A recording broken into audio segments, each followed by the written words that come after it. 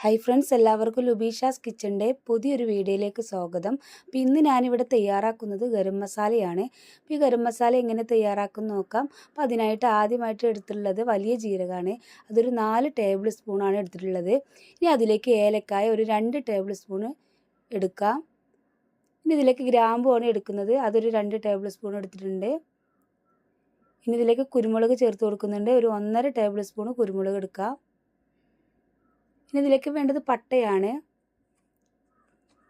അതൊരു 2 table spoon എടുക്കാം. അപ്പോൾ അതൊന്ന് ചെറുതായിട്ടൊന്ന് കട്ട് ചെയ്തിട്ട് ഞാൻ ഇട്ട് കൊടുത്തിട്ടുണ്ട്.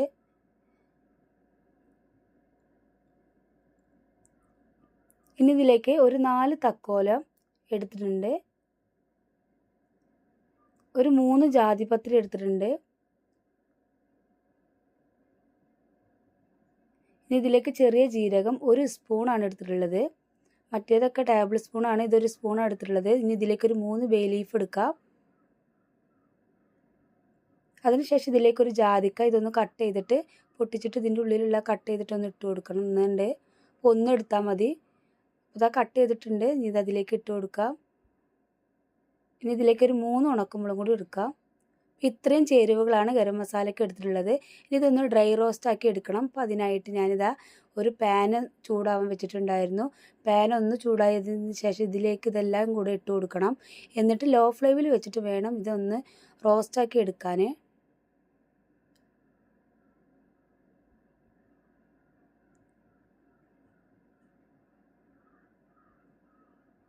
ഒത്തിരി നേരമൊന്നും ഇങ്ങനെ റോസ്റ്റാക്കി എടുക്കേണ്ട ആവശ്യമില്ല. ഒരു 2-3 മിനിറ്റ് കൊണ്ട് തന്നെ ഇത് നന്നായിട്ട് ചൂടായിട്ട് കിട്ടും. ഈ ചൂടാവുന്ന സമയത്ത് നല്ല സ്മെല്ല് വരുന്നുണ്ട്. അപ്പോൾ സാധാരണ എല്ലാവരും കടകളിൽ നിന്നാണ് ഗരം മസാലയൊക്കെ വാങ്ങിക്കാറ്. നമ്മുടെ വീട്ടിൽ തന്നെ നമുക്ക് തയ്യാറാക്കി എടുക്കാൻ പറ്റും.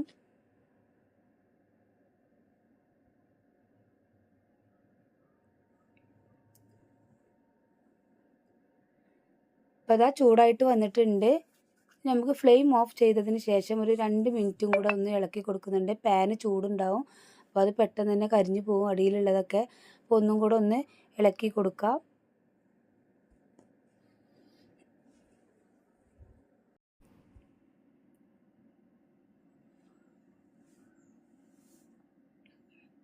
ഇനി ഇത് ചൂടാറിയതിന് ശേഷം വേണം പൊടിച്ചെടുക്കാനായിട്ട്. കരിഞ്ഞു പോവാതെ നോക്കണം. കരിഞ്ഞു പോവുകയാണെങ്കിൽ ഇതിൻ്റെ ഫ്ലേവർ തന്നെ മാറിപ്പോവും. അപ്പോൾ നമ്മൾ കൈവച്ച് ഇങ്ങനെ നോക്കുകയാണെങ്കിൽ ഇങ്ങനെ ചൂടായി കഴിഞ്ഞ് കഴിഞ്ഞാൽ ഇതുപോലെ ഇങ്ങനെ ഒടിഞ്ഞു പോരും. അപ്പോൾ അതാ ചൂടാറിയിട്ടുണ്ട്. ഇനി ഒരു ചെറിയ മിക്സിയുടെ ജാറിലേക്ക് ഇട്ട് കൊടുത്തതിന് ശേഷം ഇത് നന്നായിട്ടൊന്ന് പൊടിച്ചെടുക്കണം.